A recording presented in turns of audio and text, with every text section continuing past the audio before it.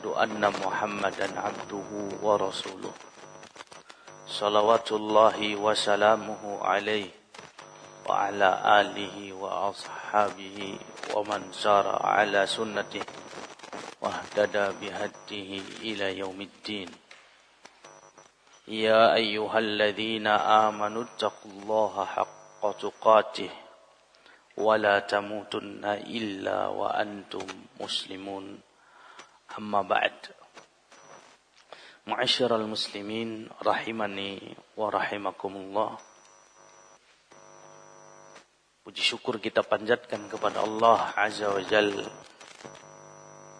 atas seluruh nikmat yang Allah curahkan kepada kita semua. Yang sekiranya kita berusaha semaksimal mungkin untuk mengetahui berapa nominal pasti nikmat yang Allah curahkan kepada kita, maka tidak akan mungkin kita bisa menemukannya. Dikarenakan begitu banyak nikmat yang Allah berikan buat kita, yang sudah seyogyanya kita sikapi nikmat tersebut dengan rasa syukur yang akan berdampak positif buat kita sendiri ketika kita mensyukuri nikmat-nikmat Allah tersebut. Kemudian kita pun berdoa kepada Allah Azza wa Jalla, kiranya Allah Azza wa Jalla senantiasa menganugerahi Nabi kita Muhammad sallallahu alaihi wasallam salawat dan salam. Begitu juga kepada keluarganya, para sahabat, berikut umatnya yang konsisten dengan ajaran beliau hingga akhir zaman, dan mudah-mudahan kita semua termasuk di dalamnya. Ma'asyiral muslimin, azani wa azakumullah. Terkait masalah tauhid, sangat erat sekali kaitannya dengan firman Allah di dalam surah Adz-Dzariyat ayat yang ke-56, di mana Allah Subhanahu wa taala berfirman, A'udzu billahi minasyaitonir rajim. Wa ma khalaqtul jinna wal insa illa liya'budun. Dan tidaklah aku ciptakan jin dan manusia kecuali agar mereka beribadah kepadaku. Allah ingin informasikan kepada kita bahwa hikmah di balik penciptaan jin dan manusia adalah agar mereka, yaitu jin dan manusia tersebut, beribadah kepada Allah Azza wa Jalla. Dan tidaklah disebut ibadah kecuali dilandasi dengan tauhid. Ibadah itu disebut ibadah kalau dilandasi dengan dua kalimat syahadat dalam pelaksanaannya. Syahadat pertama yaitu asyhadu alla ilaha illallah, yang menghantarkan dia ikhlas menjadikan Allah sebagai tujuan. Syahadat yang kedua, wa asyhadu anna Muhammadar Rasulullah, menghantarkan dia bersesuaian dengan Nabi dalam hal ibadahnya, dalam hal keagamaannya. Kalau ada dua landasan ini dalam ritual keagamaannya, maka barulah disebut ibadah. Karena Allah Subhanahu wa taala ingatkan di dalam Al-Qur'an, Allah berfirman, fawailul lil musallin alladzina hum an salatihim sahun walladzina hum yura'un. Celaka orang yang salat tidak dilandasi dengan kesesuaian dengan Nabi. Ketika dia melandasi salatnya dengan dasar kelalaian dan dengan dasar riya, tidak tulus untuk Allah, salat dia celaka, kata Allah. Sehingga kata Syekh Muhammad bin Abdul Wahab, beliau mengatakan al-ibadatu la tusamma ibadatan illa ma'at tauhid. Ibadah tidak disebut ibadah kecuali dilandasi tauhid. Kama anna sholata la tusamma sholatan illa ma'at tahara. Sebagaimana salat tidak dinamakan salat melainkan dia dibangun di atas kesucian. Dan Allah Subhanahu wa taala ingatkan bahwa dia ciptakan jin, dia ciptakan manusia agar mereka, jin dan manusia tersebut, mengibadahi Allah, mentauhidkan Allah. Jadi tauhid itu tujuan hidup manusia. Dan inilah betapa mulianya dakwah salaf karena bersesuaian dengan ayat yang mulia ini. Allah instruksikan kita agar memprioritaskan tauhid. Dan ternyata dakwah yang memprioritaskan tauhid hanya dakwah salaf. Sebagian memprioritaskan sholat, sebagian memprioritaskan sedekah, sebagian memprioritaskan politik. Ternyata yang disuruh diprioritaskan tingkat paling tinggi sebetulnya adalah tauhid. Dan ini sesuai dengan instruksi dari Allah dalam surah Ad-Dzariyat ini, bahwa tauhid itu skala prioritas. Jangan salah menentukan skala prioritas. Karena banyak orang gagal bukan karena tidak beragama Islam, tapi karena salah menentukan skala prioritas dalam kehidupan beragamanya.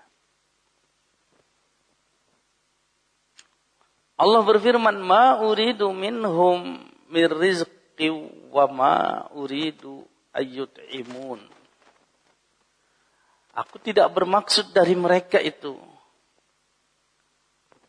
rizki. Jadi bukan Allah ciptakan manusia untuk cari rizki, bukan. Allah ciptakan manusia untuk bertauhid. Allah jelaskan, bukan untuk cari rizki, bukan. Ingat, bukan tidak boleh cari rizki. Boleh, tapi bukan tujuan hidup. Dia kebutuhan hidup, bukan tujuan. Allah yang ingatkan, ma uridu minhum. Tidaklah yang aku maksud dari mereka min rizqin. Mereka cari rizki, bukan itu tujuannya. Wa ma uridu ayut'imun. Dan bukan juga yang saya maksud mereka beri makan, bukan.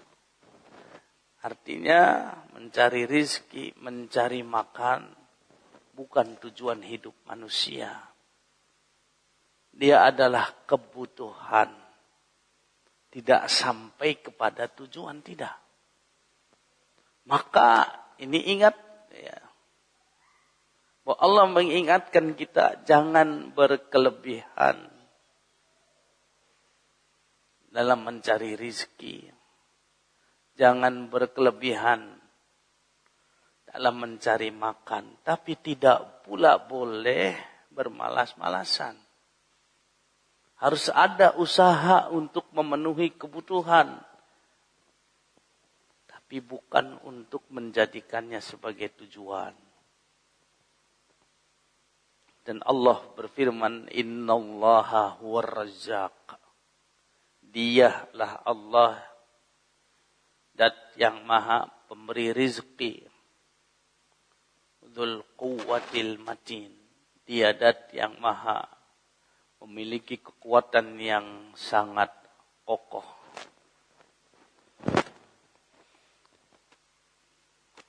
Masyarul muslimin, a'azani wa a'azakumullah.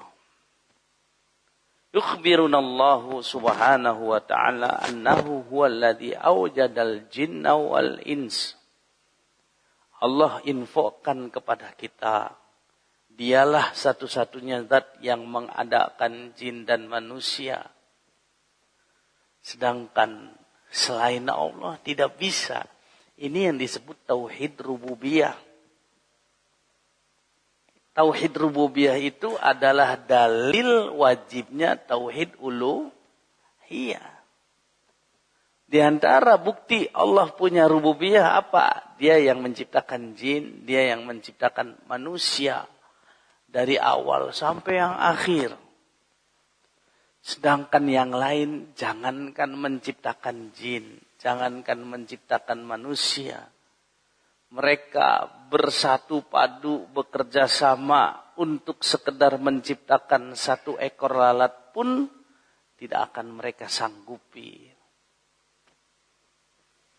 Jadi kenapa kita mentauhidkan Allah dalam hal ibadah? Karena hanya Allah yang mampu menciptakan jin dan manusia. Jadi tauhid rububiyah itu adalah dalil wajibnya tauhid uluhiyah. Dan tauhid uluhiyah itu adalah konsekuensi dari tauhid rububiyah. Apa konsekuensi kita iman Allah itu satu-satunya pencipta? Konsekuensinya adalah kita ibadahi Allah semata dan meninggalkan ibadah kepada selain Allah siapapun dia. Karena selain Allah tidak memiliki kapasitas untuk dipertuhankan. Dia tidak mampu menciptakan. Dia tidak mampu memberikan rizki. Dia tidak mampu mengatur alam semesta. Hanya Allah yang bisa. Wa annal hikmata min ijadihim. Dan ternyata Allah beritahu hikmah dari adanya jin dan manusia di atas permukaan bumi ini adalah ifraduhu bil ibadah. Mereka diperintahkan oleh Allah untuk mengesahkan Allah di dalam beribadah. Nah ini. Wal kufru bima siwahu. Dan mengingkari setiap yang dipertuhankan selain Allah Azza wa Jalla. Tidak diberikan ibadah kepada selain Allah. Apapun jenisnya. Wa annahu lam yakhluqhum limaslahati nufudin lidzatihi. Wa innama awjadahum lil ibadah. Dan Allah subhanahu wa ta'ala tidaklah menciptakan mereka untuk perkara yang sia-sia, bukan. Tapi untuk satu tujuan yang mulia, bahwa Allah ciptakan mereka untuk beribadah. Dan untuk merealisasikan tujuan tersebut, takaffala bi'arzaqihim. Allah akan jamin dipenuhinya setiap fasilitas yang mereka butuhkan untuk mengibadahi Allah Azza wa Jalla. Dan Allah itu adalah zat yang maha benar terkait dengan janjinya. Dia tidak akan mungkin menyelisihinya karena dia qadirun ala tahqiqihi. Dia adalah zat yang maha mampu untuk merealisasikan apa yang menjadi keinginannya, li'annahu qawiyyun matin, karena dia zat yang maha kuat lagi maha kokoh. Ma'asyiral muslimin, azani wa azakumullah. Jadi korelasi tauhid dengan rizki sangat erat sekali. Siapa yang mentauhidkan Allah, Allah akan penuhi rizkinya. Dan rizki tidak hanya sebatas masalah materi, tapi rizki itu luas. Setiap yang kita rasakan manfaatnya melalui cara yang halal, maka itu adalah rizki kita. Seperti yang disebutkan oleh Imam Al-Baghawi rahimahullahu ta'ala dalam kitab tafsir beliau. Berikutnya, setelah Allah Azza wa Jalla memberitahu bahwa tauhid adalah tujuan hidup manusia dan manusia tidak perlu cemas Karena fasilitas untuk mendapatkan tujuan itu sudah Allah siapkan. Sudah Allah sediakan. Tinggal dia berusaha untuk mendapatkannya. Maka berikutnya Allah informasikan bahwa intisari dari diutusnya para nabi dan rasul dari awal sampai yang terakhirnya untuk menyampaikan tauhid. Dalam surah An-Nahl ayat 36 Allah berfirman, A'udzu billahi minasyaitonir rajim. Wa laqad ba'atsna fi kulli ummatir rasulan an i'budullaha wajtanibut taghut. Dan sungguh-sungguh kata Allah, kami telah utus pada setiap rasul, pada setiap umat seorang rasul. Setiap umat manusia mesti ada rasul yang sudah Allah utus kepada mereka. Semua memberikan informasi yang sama. Semua membawa misi yang sama. Semua mengajarkan an-ni'budullah. Sembahlah oleh kalian Allah. Ini yang dimaksud illallah. Wajtanibut taghut, dan jauhilah sesembahan-sesembahan selain Allah. Ini yang dimaksud la ilaha. Jadi la ilaha illallah itu bukan tidak ada Tuhan selain Allah, bukan. Bukan penamaannya yang ditiadakan. Tapi yang ditiadakan adalah keberhakan, kelayakan untuk diibadahi dari selain Allah, itu yang ditiadakan. Adapun penamaan Tuhan, ada selain Allah yang menyandang nama Tuhan. Kenapa disebut Tuhan? Karena ada sebahagian manusia nyembah Dia. Seperti Allah infokan orang Nasrani, orang Yahudi mempertuhankan pemuka agamanya. Karena setiap instruksinya ditaati secara membabi buta. Allah sebut mereka Tuhan. Bahkan Allah mengatakan ada manusia mempertuhankan hawa nafsunya. Bahkan disebutkan nama-namanya. Di zaman Nabi Nuh ada Tuhan yang disebut Wad, Suwa, Ya'us, Ya'uq, Nasr. Tapi itu adalah Tuhan yang batil. Kenapa? Mereka tidak punya kapasitas untuk mendapatkan ibadah. Mereka tidak mampu menciptakan. Mereka tidak mampu mengatur rizki. Mereka juga tidak mampu memberikan apa yang dibutuhkan oleh manusia atau makhluk lain secara umum. Adapun Allah Azza wa Jalla, Dia punya kapasitas. Maka yang digarisbawahi la ilaha illallah artinya tidak ada Tuhan yang berhak diibadahi dengan benar kecuali Allah. Titik beratnya itu ada pada kalimat yang berhak diibadahi dengan benar kecuali Allah. Adapun semata-mata menyandang nama Tuhan, ada selain Allah ada. Dan realitanya pun demikian. Kita temukan ada Tuhan selain Allah. Di gereja barangkali, di wihara barangkali ada Tuhan-Tuhan selain Allah. Kenapa disebut Tuhan? Ada manusia yang nyembah Dia. Apa namanya? Ya Tuhan. Karena disembah oleh sebahagian manusia. Jadi la ilaha illallah bukan tidak ada Tuhan selain Allah. Tidak ada Tuhan yang berhak diibadahi dengan benar kecuali Allah. Ini prinsip orang Islam harus tahu dia tentang makna la ilaha illallah. Karena ini adalah rukun Islam yang pertama. Jadi begitu pentingnya tauhid sampai-sampai semua para nabi dan rasul membawa misi dakwah yang sama. Menjelaskan tentang kalimat la ilaha illallah.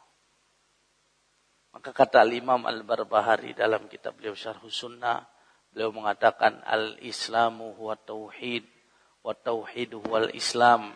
Islam itu adalah tauhid dan tauhid itu adalah Islam. Siapa yang mau menyandang sebagai seorang muslim, predikat sebagai seorang muslim, hendaklah dia memprioritaskan tauhid.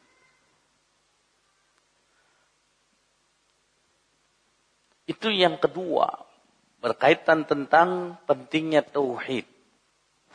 Bagaimana Islam meletakkan tauhid di tempat yang sangat tinggi. Bahkan dalam urutan rukun Islam, tauhid adalah rukun Islam yang pertama, yaitu syahadat la ilaha illallah Muhammad Rasulullah. Baru berikutnya sholat, baru berikutnya zakat dan seterusnya. Betul sholat tiang agama, tapi tiang tanpa pondasi tidak akan bisa berdiri. Pondasi agama itu 2 kalimat syahadat.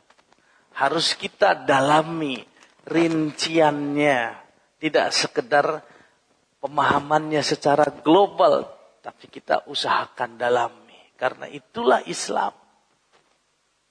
Dan para ulama memberikan perhatian besar terhadap masalah ini. Dibuatkan kitab-kitab oleh mereka yang merinci 2 kalimat syahadat untuk kita kaji, kita dalami. Sehingga kita bisa mengamalkan dengan keyakinan, dengan badan, dan dengan lisan. Pada akhirnya kalimat tersebut adalah kalimat terakhir yang kita ucapkan saat kita hidup. Dan kita akan dimasukkan ke dalam surga seperti yang Nabi janjikan, mangkana akhiru kalamihi la ilaha illallah dakhalal jannah. Siapapun manusia, tidak peduli dia kaya atau miskin, dia tua atau muda, dia sakit atau sehat, asalkan akhir hidupnya dia lantunkan 2 kalimat syahadat, Rasul mengatakan dia akan masuk surga. Tapi kata Imam Al-Qayyim rahimahullah, innal insan mata makana alaih. Manusia itu akan mati bersesuaian dengan kebiasaannya. Kalau terbiasa dia geluti, dia kaji, dia dalami 2 kalimat syahadat, maka kebiasaan inilah yang akan menghantarkan dia untuk mendapatkan kebahagiaan itu.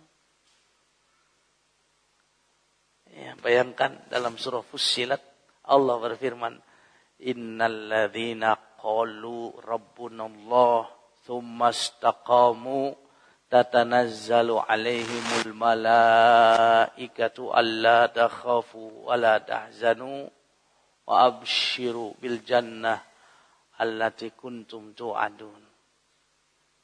Sesungguhnya orang-orang yang mengatakan Rabb kami adalah Allah, konsisten dia dengan la ilaha illallah, komit, istiqamah. Apa hadiah buat dia? Tatanazzalu alaihimul malaika. Ketika sakaratul maut, malaikat berbondong-bondong datang untuk menyambut ruhnya. Dan kita nggak tahu seperti apa kondisi akhir hidup kita. Betapa bahagianya manusia yang disambut ruhnya oleh ribuan malaikat. Tatanazzalu alaihimul malaika. Malaikatnya menyampaikan berita yang sangat menggembirakan dia. Apa kata malaikat? Allah takhaf. Jangan takut. Kau tidak perlu takut. Karena tidak akan diazab di alam kubur. Tidak akan tersentuh oleh api neraka di akhirat. Senang sekali. Bayangkan. Wala tahzanu. Dan gak perlu bersedih. Kenapa? Dosa-dosamu sudah diampuni semuanya oleh Allah Azza wa Jalla. Wa abshiru bil jannah. Berbahagialah. Allah sudah siapkan surga buat kamu. Sudah disiapkan surga allati kuntum tu'adun, sebagaimana yang Allah janjikan kepada kalian. inilah orang yang mati enak. Rata-rata orang pengen hidup enak, tapi lupa ada yang lebih enak dari hidup enak, yaitu mati enak. Mati tapi didatangin oleh malaikat.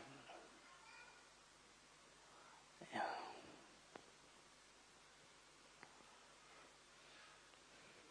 Masyarul muslimin rahimani wa rahimakumullah. Ayat berikutnya dibawakan oleh Syekh surah Al-Isra ayat 23 sampai 24 terkait dengan keutamaan tauhid. Allah Subhanahu wa taala berfirman, "A'udzu billahi minasyaitonir rajim. Wa qadara rabbuka alla ta'budu illa iyyahu wa bil walidaini ihsana." Dan Tuhanmu telah memberikan perintah, memberikan instruksi, memberikan wasiat. Apa wasiat dari Allah yang pertama? Apa perintah dari Allah yang pertama? Alla ta'budu illa iya. Hendaklah kalian tidak beribadah kecuali kepada Dia, kepada Allah saja. Jadi wasiat pertama dari Allah, kita disuruh merealisasikan la ilaha illallah. Bagaimana la ilaha illallah itu adalah spirit hidup dalam kehidupan dunia ini. Maka kita lihat ya, nanti di poin-poin setelahnya insyaallah, itu ada nabi pengikutnya hanya 2, ada nabi pengikutnya hanya 3, ada nabi nggak ada pengikutnya sama sekali. Tapi semuanya disebut berhasil. Kenapa? Karena keberhasilan bukan di jumlah pengikutnya, tapi keberhasilan ada pada keikhlasan mereka menjalani kehidupan sebagai seorang nabi. Jadi tingkat keberhasilannya bukan di nominalnya, tapi di kualitasnya. Dia bisa hidup berkualitas. Dia bisa ikhlas. Itulah tingkat keberhasilan seorang muslim. Alla ta'budu illa iyyah. Disuruh oleh Allah kita realisasikan kalimat ini. Amalkan dengan badannya, yakini dengan hatinya, ucapkan dengan lisan. Lisannya berucap sesuai dengan la ilaha illallah. Karena sebahagian lisan tidak sesuai dengan la ilaha illallah. Saya kalau tidak minum obat ini tidak sembuh. Padahal yang sembuhkan dia bukan obat, tapi Allah. Tapi dia bilangnya seperti itu. Saya kalau nggak kerja di tempat ini nanti nggak makan. Nah, padahal yang kasih dia makan Allah. Kalau tadi supirnya tidak cekatan, saya sudah mati. Padahal yang mematikan, menghidupkan Allah, bukan Pak Supir.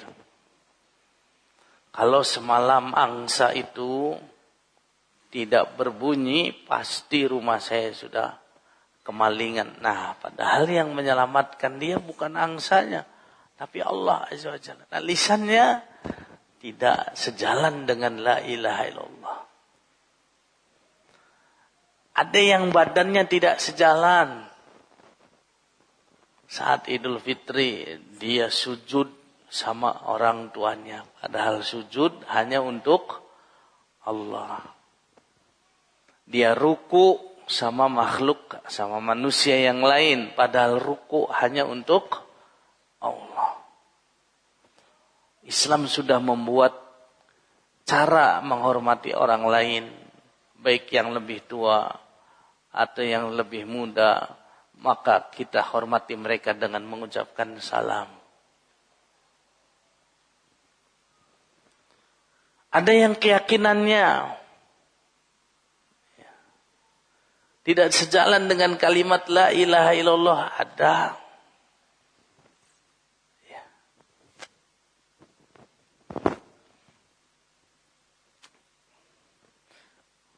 Dia yakin kalau dia pergi ke pantai selatan menggunakan pakaian berwarna hijau, maka akan dibawa oleh arus ombak tenggelam. Nah, ini keyakinan syirik. Ya. Dia yakin kalau matanya kekedutan, apa di sini kekedutan? Berarti ada sesuatu. Lagi minum, gelasnya pecah. Waduh, ada apa dengan suami saya? Ya, dia sedang hamil, terjadi gerhana bulan, masuk ke kolong kasur. Diyakini bahwa itu bisa menyelamatkan dia. Nah, ini kan keyakinan yang syirik, gak boleh. Jadi perlu ada revisi keyakinan ini. Kita revisi, kita perbaiki. Begitu juga perbuatan badan kita, lisan. Bagaimana cara merevisinya? Tentu dengan mengkaji ilmu tauhid. Mendalami ilmu tauhid secara kontinu. Diprioritaskan. Karena ini instruksi dari Allah langsung pada kita. Agar kita ini memprioritaskan tauhid. Tidak menyepelekannya. Allah berfirman, wa qada rabbuka alla ta'budu illa iyyah. Ini yang pertama nih perintah ini. Begitu dia meninggal dunia karena terbiasa dengan kalimat ini, dia mengucapkan la ilaha illallah, dakhalal jannah, kata Rasulullah. Ini orang akan masuk surga.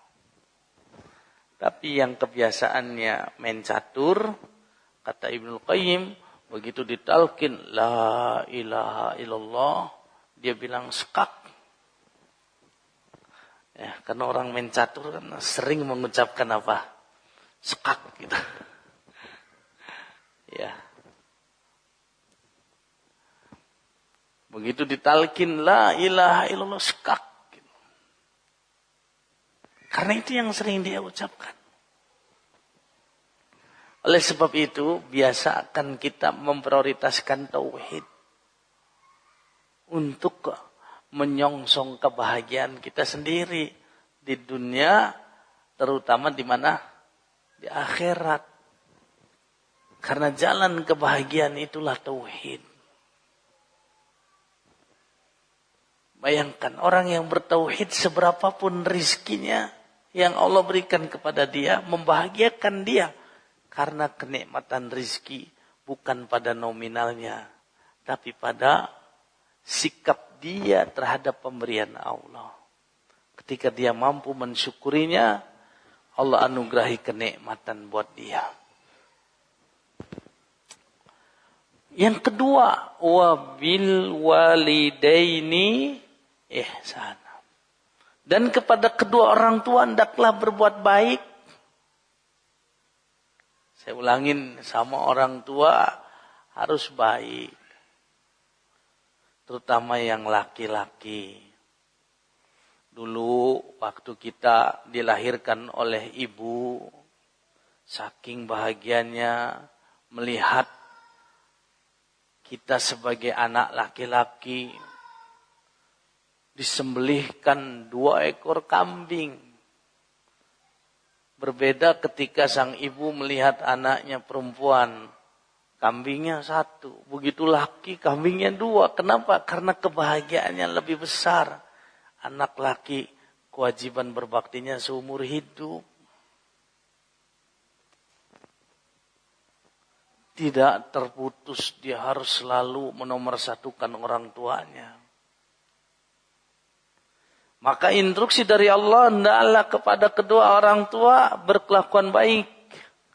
dengan lisan.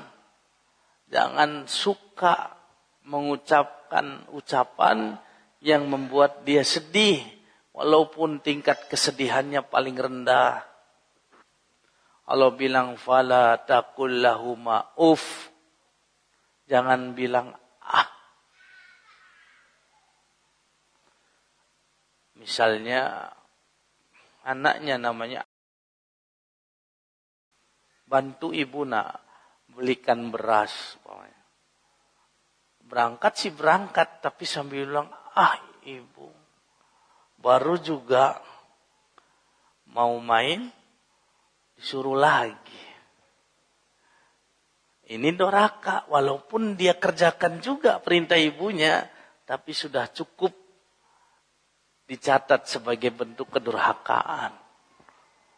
Apalagi yang lebih dari itu. Ibu gimana sih? Kemarin sudah dikasih uang, sekarang minta lagi. Dimarahin ibunya. Begitu ibunya sudah senja usianya, lebih hebat marahnya. Ibu ngerti nggak saya punya anak? Sama anak saya aja udah repot, ini ibu ngerepotin saya lagi. Ibu nggak bisa buang air sendiri. Ibu nggak bisa, harus ngerepotin saya.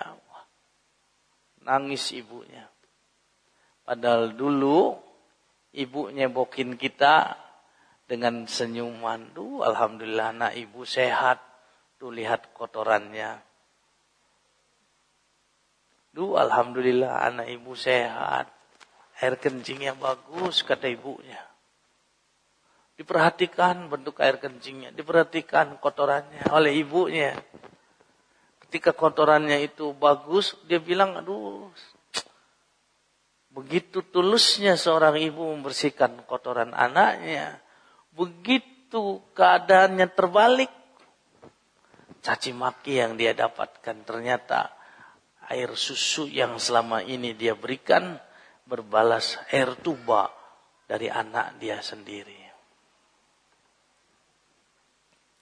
Imma yablughanna indakal kibar. Adapun sekiranya orang tua itu ada dalam pemeliharaanmu, kita ini anak laki wajib menjaga, memperhatikan apa yang dibutuhkan oleh ibu. Ahaduhuma au kilahuma, ibu atau ayah atau dua-duanya ada dalam pemeliharaan kita. Fala taqul lahuma uff, jangan bilang ah. Paham ya? Jangan bilang ah. Ini kebahagiaan paling besar ketika seorang ibu mendapatkan anak yang berbakti sama dia. Oleh sebab itu upayakan.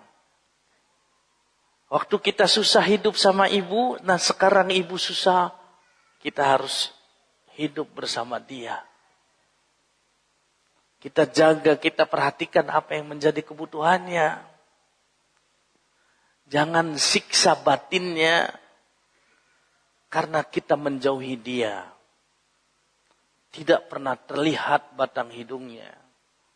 Kecuali saat sulit kejepit baru dia pulang ke ibunya. Sampai ibunya hafal. Kalau anak saya pulang berarti lagi berantem sama istrinya. Akhirnya ibunya bilang, mudah-mudahan sering berantem sama istrinya. Biar dia sering pulang. Akhirnya kehidupan rumah tangga enggak berkah. Datang ke ibu. Dan skala prioritaskan dia dalam hidup. Buat jadwal pertemuan dengan ibu. Jangan di nomor 2 kan, apalagi di bawah nomor 2. Diupayakan kita hidup bersama ibu. Karena ada keberkahan tersendiri. Hidup bersama ibu. Lihat ayat yang mulia ini. Kalau kita memilih seorang wanita, bawa wanita itu ke rumah kita. Supaya kita tetap dekat dengan ibu. Allah firmankan, askinuhunna min haitsu sakantum min wujdikum. Sekiranya kalian memilih istri, bawa istrimu ke tempat tinggalmu. Sesuai dengan kadar kesanggupanmu. Bisanya ngontrak, ya ngontrak. Tapi askinuhunna min haitsu sakantum min wujdikum. Sehingga kewajiban kita kepada ibu terpenuhi. Kewajiban kita kepada anak dan istri pun sama. Bakti kepada ibu kita tunaikan. Tanggung jawab kepada anak dan istri kita tunaikan. Nah, kalau sekiranya ibu berada dalam pemeliharaan kita, kita perhatikan betul lisan dan perbuatan kita, jangan sampai menyakiti dia. Wala tanharhuma, jangan suka menghardiknya. Ibu gak berhenti ya, baru kemarin minta uang, sekarang minta lagi. Gak boleh. Wala tanharhuma. Wa qul lahuma qawlan karima. Tetap kita ucapkan ucapan yang sopan, santun, yang sesuai dengan kedudukan kita sebagai seorang anak. Wakhfid lahuma janaha dhulli minar rahmah. Rendahkan sayapmu di hadapan keduanya. Enggak boleh sombong. Dan inilah cara untuk melatih keikhlasan. Karena berbakti sama orang tua itu adalah jalan untuk bisa memahami apa yang dimaksud ikhlas. Karena berbakti sama orang tua kerap kali tidak ada aroma duniawi sama sekali. Ngajak jalan ibu tidak sama seperti ngajak jalan istri. Ngajak jalan ibu, bersiap kita letih, bersiap kita keluar biaya, bersiap kita meluangkan waktu lebih lama. Karena ibu sudah tidak seperti waktu dia muda.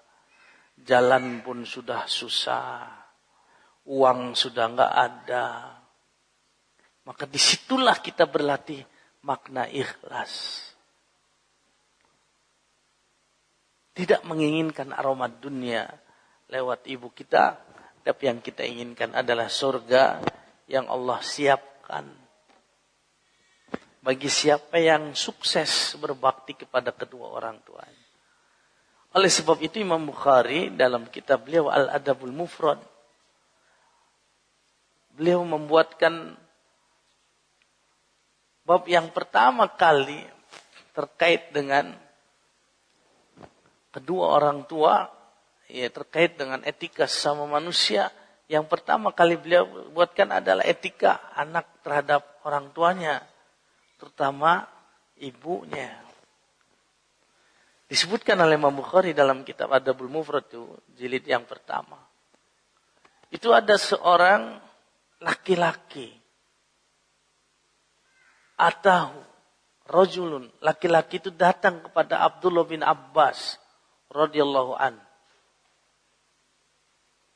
Lalu laki-laki ini mengucapkan sesuatu kepada Ibn Abbas. Ya. Katanya, khatibtu imra'atan, saya melamar seorang wanita. Laki-laki ini pernah melamar wanita, fa'abat an tankihani. Lalu dia enggak mau terima lamaran saya. Ditolak laki-laki ini.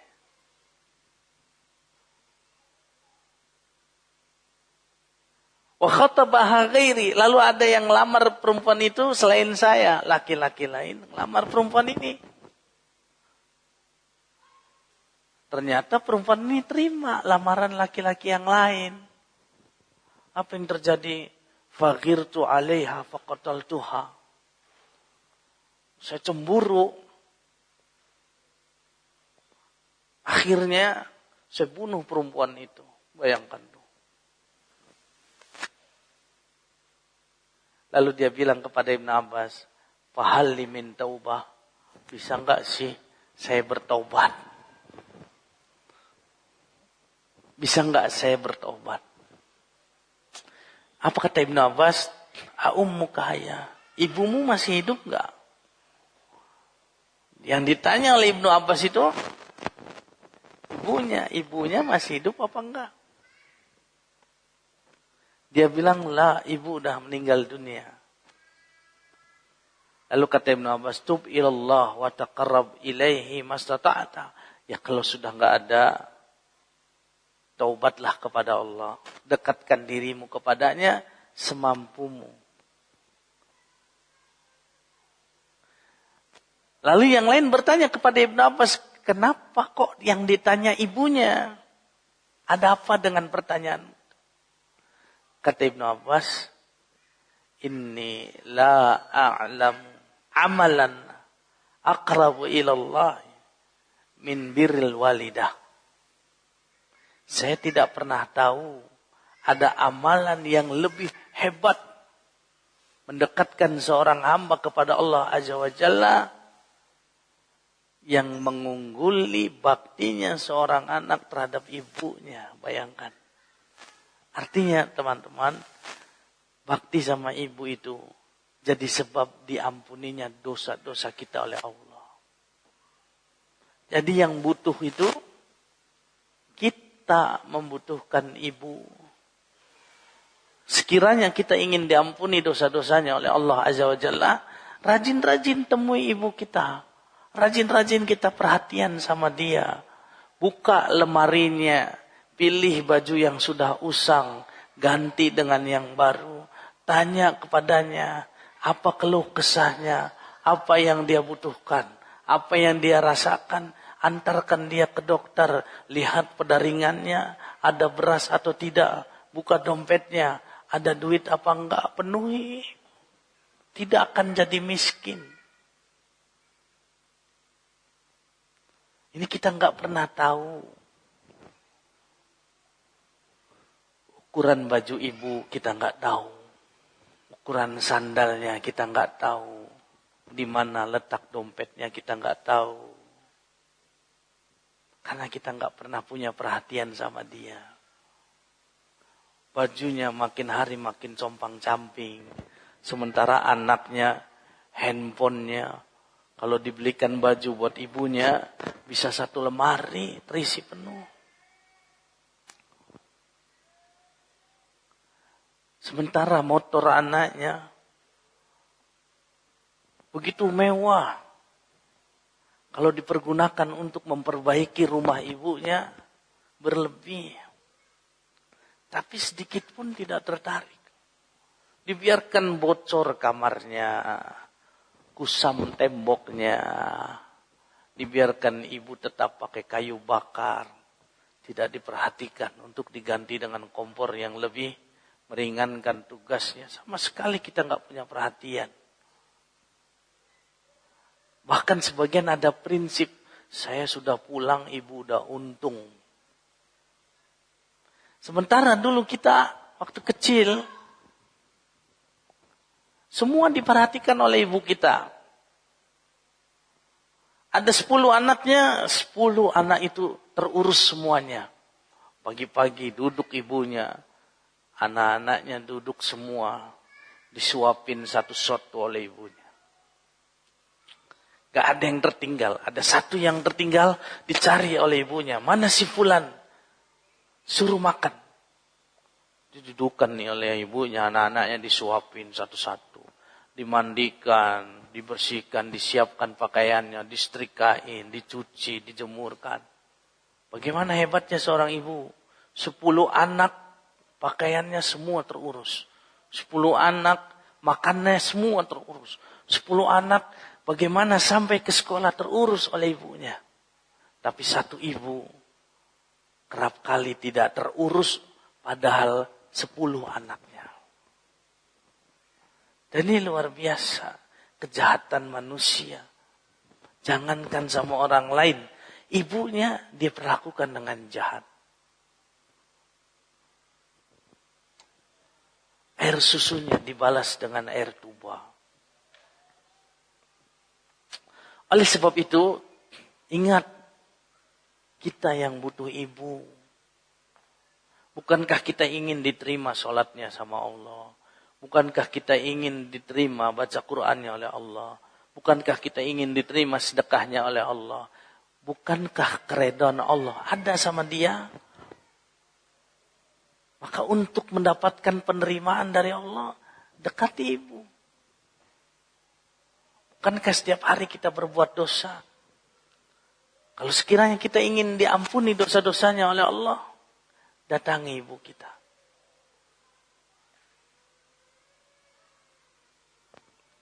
Maka Allah Subhanahu wa taala berfirman, "Wa qur rabbi rahamhuma kama rabbayani shaghira." Ya Allah, ampuni, sayangilah keduanya. Jadi Allah bilang kepada kita semua, ucapkanlah, Rabbirhamhuma, ya Allah rahmati mereka berdua, kama rabbayani shaghira, sebagaimana mereka menyayangi aku semenjak kecil. Ma'asyiral muslimin, azani wa azakumullah. Ingat, yang nemenin kita dari nol adalah ibu. Disebutkan dalam kitab Al-Adabul Mufrad, ada seorang anak laki, dia gendong itu ibunya, dia bawa ibunya keliling Ka'bah, tawaf. Lantas dia bertemu dengan Ibnu Umar. Lalu dia bertanya kepadanya, apakah sudah seimbang apa yang saya kerjakan dengan kebaikan ibu? Kata Ibnu Umar, jangankan kebaikan ibu. Satu tarikan nafas ibumu di saat dia melahirkanmu belum tersamai dengan kelilingnya kamu menggendong ibumu 7 kali putaran keliling Ka'bah, belum tersamai. Padahal hanya sebatas tarikan nafas saat melahirkan. Dan itu luar biasa. Berapa kali dia menarik nafasnya saat melahirkan kita? Berapa lama kita berada di dalam perutnya? Dia duduk, kita ikuti. Dia berdiri, kita ikuti. Dia pergi, kita ikuti. Kita terus selalu merepotkan dia. Semakin bertambah usia kehamilannya, bukan semakin hilang repotnya, semakin bertambah kesusahan dia. Makin besar perutnya, makin susah tidurnya. Kerap kali dia bangun malam karena susah tidur. Karena yang ada di dalam perutnya membangunkan dia terus. Tapi dia senang tuh, alhamdulillah. Anak saya gerakannya kencang, lincah. Bukannya marah, senang. Begitu ditendangin perutnya, bangun dia dari tidurnya, dia bilang alhamdulillah anak saya sehat. Enggak marah. Bertambah usia kehamilannya, semakin dekat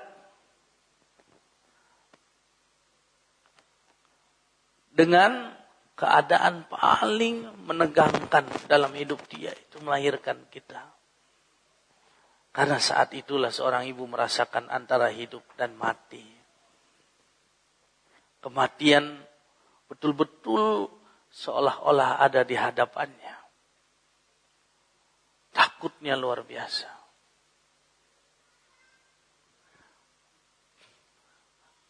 Kerap kali lama proses kelahirannya. Ada yang masuk ke bidan hari ini, 3-4 hari berikutnya baru keluar anaknya. Selama itulah dia tidak tidur. Selalu dia merasakan sakit. Selesai dia dari persalinan, berhenti. Enggak. Dia susui kita 2 tahun lamanya. Dia malam berjaga untuk perhatikan apakah kita tidurnya nyenyak apa tidak. Ketika kita bangun malam hari, dia siap gendong. Dia siap bersihin kotoran kita. Kerap kali anaknya bangun ternyata berak. Tidak berkeluh dia, langsung dibereskan anaknya, dimandikan.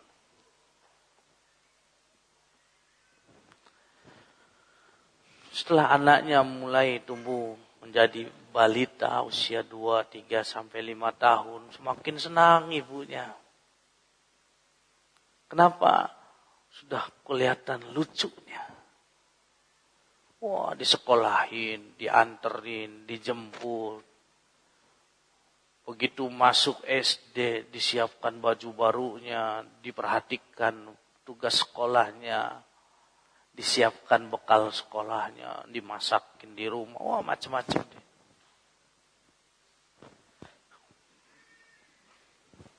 Begitu selesai dari dunia pendidikan, dapat ijazah sarjana dia, punya pekerjaan tetap dia, tinggal metik buahnya, ibunya menangis. Kenapa? Karena pada umumnya itulah perpisahan ibu dengan anak saat si anak itu mendapatkan seorang istri. Nangis ibunya. Karena pada umumnya demikian. Padahal yang diharapkan oleh ibunya, anaknya itu selalu apa? Selalu hadir dalam hidupnya. Tapi tidak demikian kenyataannya. Dan ini sudah diingatkan oleh Rasul jauh-jauh hari. Dalam hadis Muslim. Dibawakan oleh Al-Imam Nawawi dalam kitab Al-Arba'in Nawawiyahnya. Disebutkan apa kata Rasulullah? Di antara tanda akhir zaman. Antalidal ammatu rabbataha. Suatu saat akan datang. Masanya seorang budak melahirkan majikannya. Akan bermunculan orang tua diperlakukan seperti budak oleh anaknya sendiri. Oleh anaknya sendiri. Ibu, iya nak, datang ya ke Jakarta. Udah senang banget ibunya. Padahal di Durhaka itu, yang seharusnya datang anaknya, bukan dia suruh ibunya. Sampainya di Jakarta, sudah cerita ke sana kemari, senang dia diajak oleh anaknya. Begitu sampai Jakarta, didudukkan ibunya, dikasih tahu ibu, saya ada tugas keluar kota untuk waktu 1 pekan.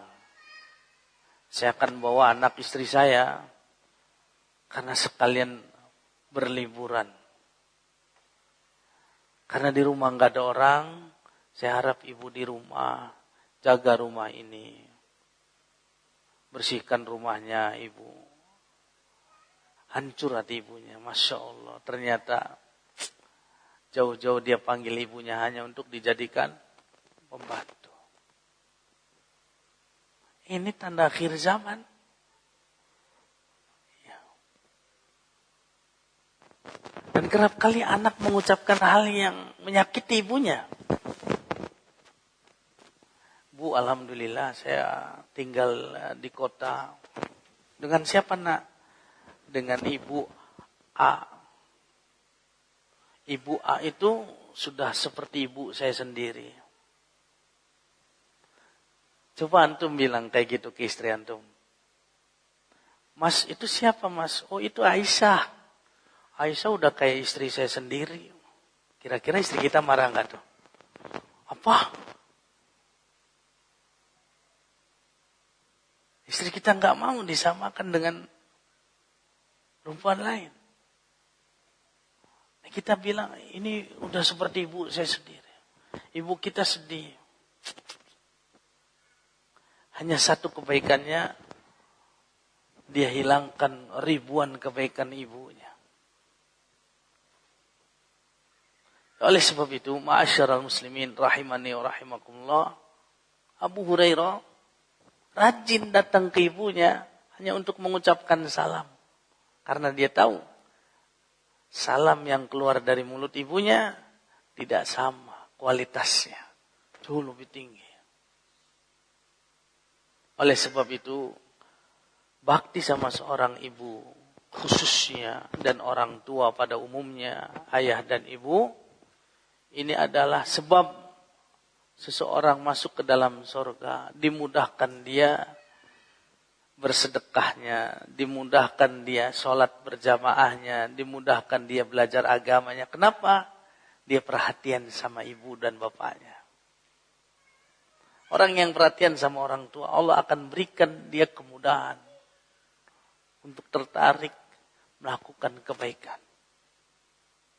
Dan semoga Allah Azza wa Jalla memberikan kemudahan buat kita. Dan kebanyakan kenikmatan itu terasa nikmat ketika nikmat itu sudah dicabut.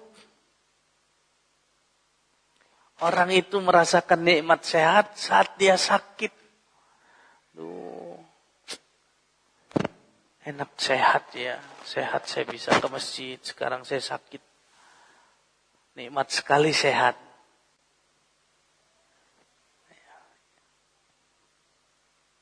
Oleh sebab itu jangan sampai kita menyesal. Sebelum ibu meninggal, maksimalkan bakti sama dia. Karena tidak sama bertemu batu nisannya dengan bertemu dengan wajahnya lain. Melihat senyum ibu tidak tersamai ketika kita melihat batu nisannya. Sekali melihat wajah ibu lebih baik dari sekedar 1000 kali melihat batu nisannya. Kita datangi, kita lihat wajahnya, kita cium tangannya. Kita ucapkan hal-hal yang baik menyenangkan hatinya. Kita berikan apa yang bisa membahagiakan dia. Kita punya harta, berikan hartanya kepada dia. Barangkali itulah sebab dia bahagia. Besarkan hatinya. Jadikan dia bahagia punya anak seperti kita. Apapun jangan sampai menjadi pagar penghalang untuk kita mendekatkan kepada dia. Jangan banyak alasan. Yang kerjaan lah, yang anak lah, jangan. Jadwalkan pertemuan secara khusus dengan ibu. Tanya kebutuhannya. Lihat apa yang menjadi kekurangannya, kita berusaha untuk memenuhinya. Dan ini adalah bentuk hablu minan nas tertinggi. Kalau hablu minallah tertinggi adalah tauhid. Dan hablu minan nas tertinggi adalah birrul walidain. Dan tidak akan mungkin bertolak belakang. Orang yang kuat tauhidnya, dia akan baik kepada kedua orang tuanya. Karena ini jalan beriringan. Wa qada rabbuka alla ta'budu illa iyyahu, ini kunci. Sementara orang tua adalah pintu surga. Berdampingan antara kunci dan pintunya. Jangan sampai kita sia-siakan. Bayangkan, kalau kita punya kunci tapi nggak ada pintunya. Atau pintu nggak ada kuncinya. Harus ada pintu dan kunci. Sehingga kita bisa masuk ke dalam surga yang Allah telah siapkan buat kita semuanya. Ma'asyiral muslimin, a'azani wa'azakumullah. Ini tentang keutamaan tauhid. Ternyata tauhid itu sangat tinggi kedudukannya. Tidak sekedar dia ajaran, bahkan dia adalah intinya dari ajaran Islam. Sehingga Allah Subhanahu wa taala firmankan ya di dalam surah Al-An'am, Allah berfirman, alladzina amanu wa lam yalbisu imanahum bizulmin ulaika lahumul amnu wa hum muhtadun. Sungguhnya orang-orang yang beriman, bertauhid, dia tidak rusak tauhidnya dengan syirik. Mereka pasti aman hidupnya di dunia, aman hidupnya di alam kubur, aman hidupnya di alam akhirat, wahum muhtadun. Dan mereka akan dapat hidayah. Ini keistimewaan tauhid. Tauhid itu menggugurkan dosa. Sehingga kita sholat. Karena di dalam sholat ada tasyahud, Asyhadu an la ilaha illallah wa asyhadu anna Muhammad Rasulullah. Itulah tauhid. Yang akan menggugurkan dosa-dosa manusia. Maka yang butuh sholat adalah kita. Karena di dalam sholat di sana ada 2 kalimat syahadat yang dilantunkan oleh seorang muslim kepada Allah Azza wa Jalla sebagai penguatan tauhidnya, sebagai pembaharuan Islamnya. Dia bersaksi asyhadu an la ilaha illallah wa asyhadu anna Muhammadan abduhu wa rasuluh. Di tasyahud awal, di tasyahud akhir, di salat wajib, di salat sunnah, bahkan sebelumnya dikumandangkan adzan, asyhadu an la ilaha illallah, asyhadu an la ilaha illallah. Berikutnya dikumandangkan qomat pun sama. Setelah berwudu pun dia mengucapkan asyhadu an la ilaha illallah wa asyhadu anna Muhammadan abduhu wa rasuluh. Tidak lepas seorang muslim hidupnya dari 2 kalimat syahadat. Disiapkan oleh Allah tempat-tempat bagi muslim untuk mengucapkan 2 kalimat tersebut di tempat-tempat yang mulia. Saat dia mau sholat, pergi ke masjid. Saat dia di masjid, ya, hendak mendirikan sholat. Saat selesai dia dari berwudu. Saat dia mengerjakan sholat, di sana ada ucapan 2 kalimat syahadat. Ini keutamaan tauhid. Bahkan Allah Azza wa Jalla mengingatkan Nabi Musa tentang keutamaan tauhid. Apa katanya? Kata Allah Azza wa Jalla, sekiranya lau anna samawati sab'a wa amirahunna ghairi, sekiranya langit yang 7, ya, yang mana jarak langit ke langit berikutnya 500 tahun perjalanan, ketebalan langit 500 tahun perjalanan, dan seluruh yang ada di langit selain aku, kata Allah, karena Allah di langit. Ada samudra di sana, ada arsy, ada kursi di sana. Begitu juga bumi yang 7 disimpan dalam satu anak timbangan.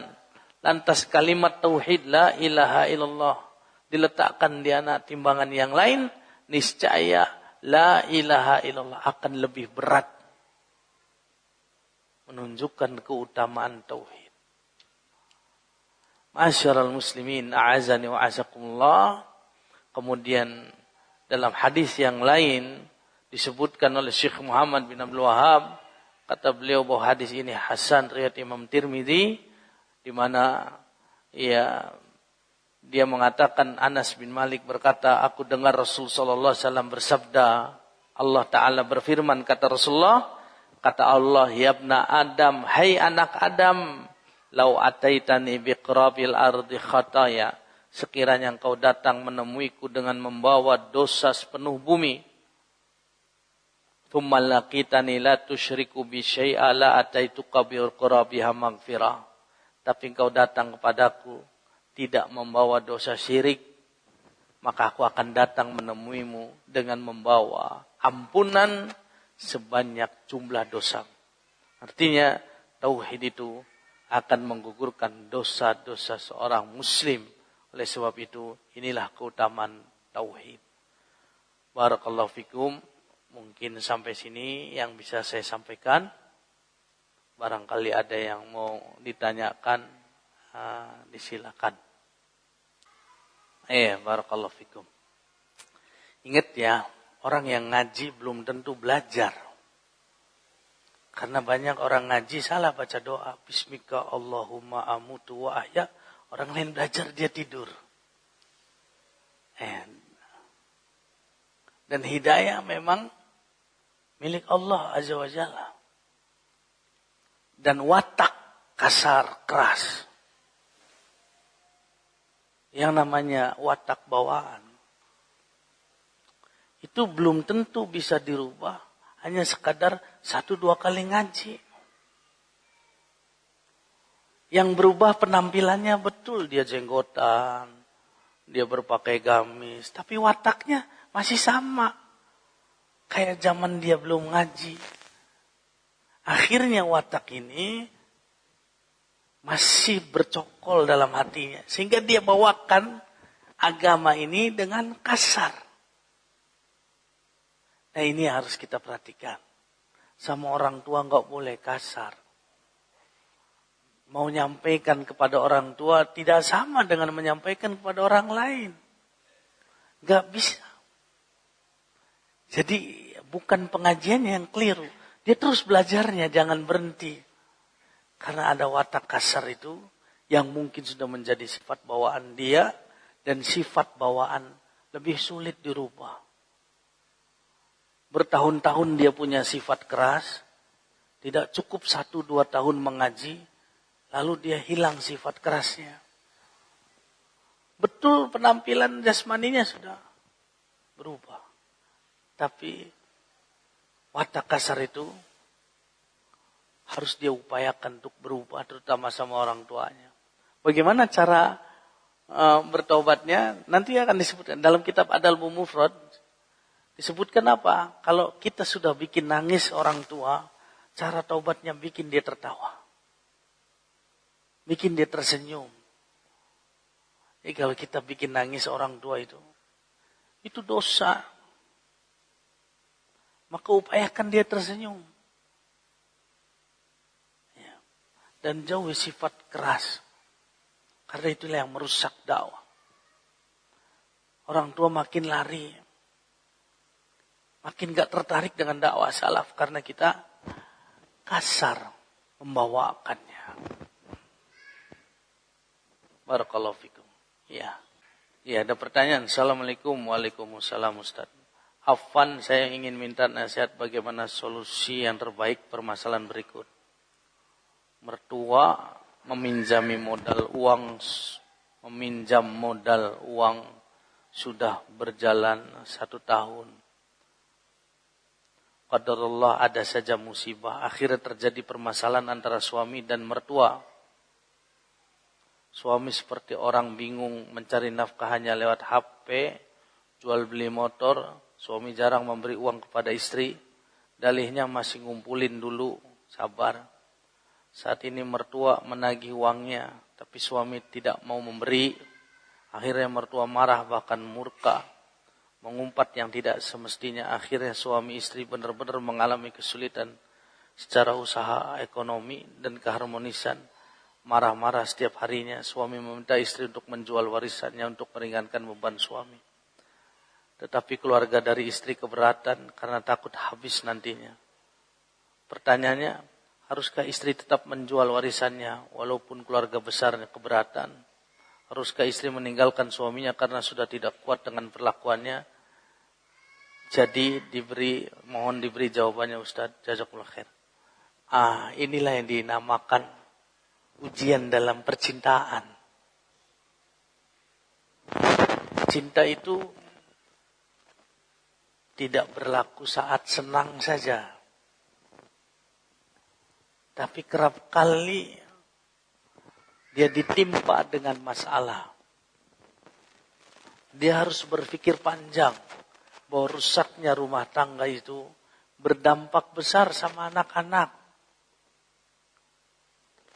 Anak yang bercerai ibu dan bapaknya, itu luar biasa kesedihannya. Walaupun dia tidak ungkapkan kepada kita. Oleh sebab itu diupayakan. Rumah tangga itu jangan sampai bercerai. Kemudian terkait dengan harta. Kalau itu harta punya istri, ndaklah keluarga nggak perlu ikut campur. Ngasih masukan silakan, tapi tidak boleh menentukan. Kalau memang harta itu milik si istri. Kalau dia ingin meringankan beban suaminya dengan bersedekah kepada suami, itu luar biasa pahalanya. Tapi sang suami pun sama. Ingat, susah ditolong oleh istrinya. Besok kalau dia senang, dia bayar kebaikan istrinya itu. Dia obati. Jangan senang, jangan susah dibantu oleh istrinya. Sampai istrinya jual-jual warisan. Begitu naik sedikit ekonominya, dia pengen kawin lagi. Tunaikan dulu itu. Untuk mempertahankan rumah tangga, sekiranya istri harus menjual warisannya, silakan jual. Dengan akad yang jelas dengan suaminya, Bang, saya jual harta saya, tapi abang besok kalau ada uang, abang ganti. Kalau perlu ada suratnya, alhamdulillah, untuk ingetin suaminya, Bang, bayar utangnya dulu.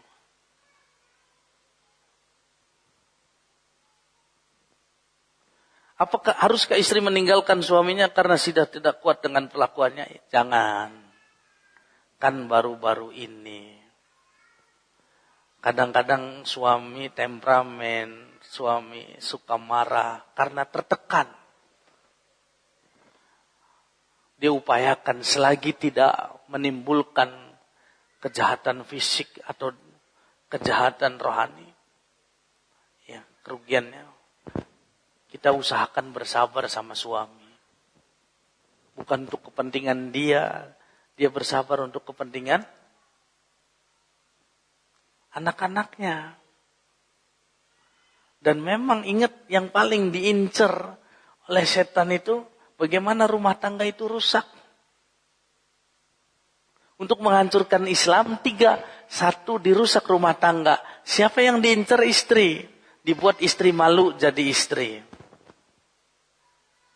Yang kedua, majelis ta'lim diupayakan rusak. Bagaimana caranya? Dirusak figur ustadznya.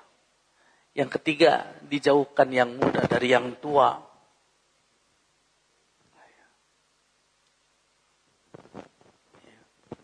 Ini saya ada di sini, qadarullah, saya jemput istri saya. Karena ibunya meninggal, 2 bulan ada di Padang, saya di Jakarta. Karena ibu saya pun sakit. 2 bulan bayangkan. Komitmen awal 2 pekan. Tapi setelah saya melihat ibunya makin parah sakitnya, saya bilang jangan pulang. Biar di sana. Selesai ibunya wafat, dia mau pulang. Qadarullah saya juga susah untuk menjemput. Baru bisa pekan ini. 2 bulan. Saya konsul dengan yang lebih tua dari saya. Gimana, Om? Istri saya 2 bulan belum pulang-pulang. Sabar, Ustaz. Saya pernah 1 tahun gak ketemu istri, gak apa-apa. Insya Allah sabar. Nasihat yang tua enak. Coba sama yang muda. Menurut antum gimana? 2 bulan istri saya gak pulang. Wah, Ustaz. Kayak gak ada perempuan lain. Cari lagi, Ustaz. Wah, itu yang muda tuh. Kalau yang tua enggak, dia lihat anaknya. Ustadz bayangin, kalau Ustadz nikah lagi, anak-anak. Iya, anak di saya ada 7, istri saya 1, anak saya ada 9. Di saya ada 7. Bayangkan kalau Ustadz bulan madu katanya, yang 7 orang itu sama siapa? Nah ini kalau nasihat orang tua enak, nah. Kita diupayakan jauh sama orang tua. Jadi jauh dari sifat bijaksana. Tapi begitu saya sabarin 2 bulan cepat juga. Sampai saya ke sini alhamdulillah. Ketemu sama Dado nih. Lama saya nggak ketemu beliau. Assalamualaikum warahmatullahi wabarakatuh. Jadi upayakan ibu yang tadi, barakallahu fikum, bersedekahlah kepada suami saat sulit. Karena cinta itu adalah pengorbanan. Tidak cukup abang ada uang, abang disayang, nggak ada uang ditendang. Jangan. Kasih ke suami kalau emang suami itu butuh. Sedekah terbaik seorang istri adalah kepada suaminya.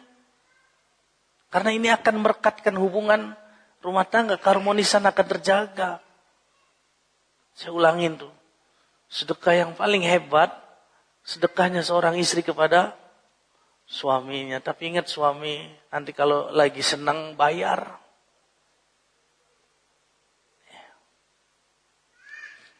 Assalamualaikum warahmatullahi wabarakatuh. Ustaz, waalaikumsalam warahmatullahi wabarakatuh. Afwan izin bertanya Ustaz, bagaimanakah bakti anak laki-laki terhadap ayahnya? Apakah sama dengan bakti terhadap ibunya?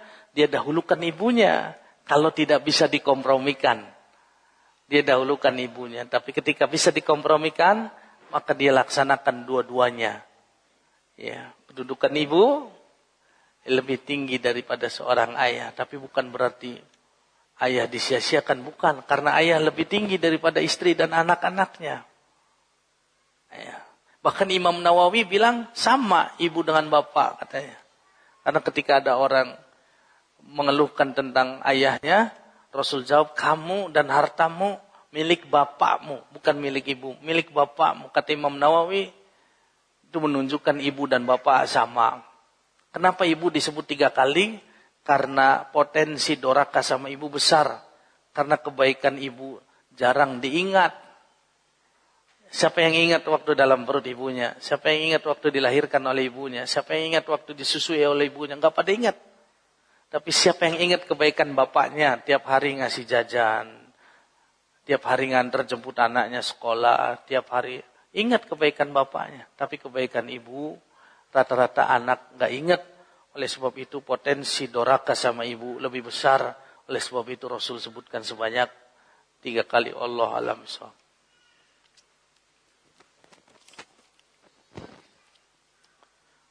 Ustaz, semoga Ustaz selalu dijaga Allah. Amin. Dalam dakwah. Terutama besok ya, insya Allah saya mau pulang naik pesawat. Mudah-mudahan berkah selamat. Bagi anak yang orang tua, perempuannya sudah meninggal. Adakah amalan yang bisa menggantikan keutamaan berbakti pada orang tua pada saat masih hidup? Ya, ketika orang tua sudah meninggal, lanjut baktinya. Kita bisa bersedekah atas nama dia. Kita mengunjungi kerabat-kerabatnya. Rasul mengatakan al-khalatu bimanzilatil bibi menggantikan posisi ibu. Ketika ibu sudah meninggal, datangi keluarga perempuannya, datangi adik perempuannya, datangi kakak perempuannya. Itulah salah satu bentuk bakti kita. Kita temui kawan-kawannya, kita tunaikan apa yang menjadi keinginannya. Apa keinginan ibu, kita tunaikan. Ya. Apakah keutamaan berbakti kepada orang tua, pada ayah, saat ibu sudah meninggal bisa digantikan dengan berbakti kepada ayah? Betul, fokus sama ayah. Tapi tidak boleh melupakan ibu. Tetap dia fokus berbakti kepada ibu. Dengan cara yang sudah saya sebutkan tadi. Dia ada kelebihan rizki. Ya, dia bersedekah. Baik itu sedekah yang insidental atau yang jariah. Berkelanjutan. Tapi dia maksudkan supaya pahalanya sampai kepada ibunya. Ini bakti seorang anak. Ya. Lalu dia beristighfar. Mohonkan ampun buat ibunya. Dilapangkan kuburnya. Jangan lupa saat sujud. Dia selalu mendoakan ibunya yang sudah meninggal dunia khususnya. Dan ayahnya yang masih hidup. Ya, tentu dia lebih perhatikan. Karena dia masih hidup di dunia. Dia butuh seperti yang dibutuhkan oleh orang tua yang lain. Jadi bukan berarti dikesampingkan ibu. Allah alam shawab. Jazakumullah khairan wa iyyakum. Ya, ada lagi? Ya, saya kira cukup dulu sampai di sini. Ya, alhamdulillah saya berkali-kali panjatkan puji kepada Allah.